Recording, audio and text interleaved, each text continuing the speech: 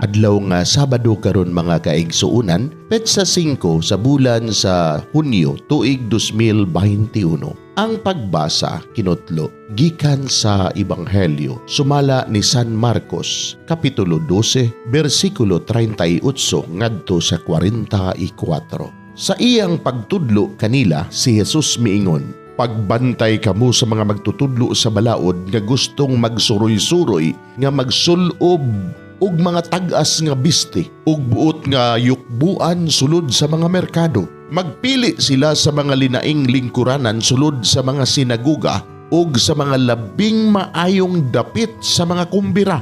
Gilupigan nila ang mga byuda ug gisakmit ang ilang mga katigayunan ug unya nagpasundayag ug tag-as nga mga pag-ampo atubangan sa mga tao. Makalilisang gayod ang silot nga ilang madawat."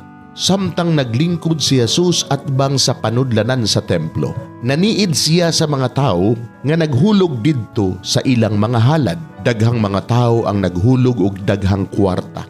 Unya miduol sa hulganan sa halad ang usa ka byudang kabus ug mihulog og duha ka gagmayng salapi nga tumbaga. Gitawag ni Jesus ang iyang mga tinun-an og giingnan, "Sultihan ko kamo nga ang gihulog niining kabus nga byuda labaw kay sa gipanghulog sa uban. Kay ang gihulog sa uban sobra sa ilang bahandi, apan bisan sa kakabus sa byuda mihatag siya sa tanan nga iya.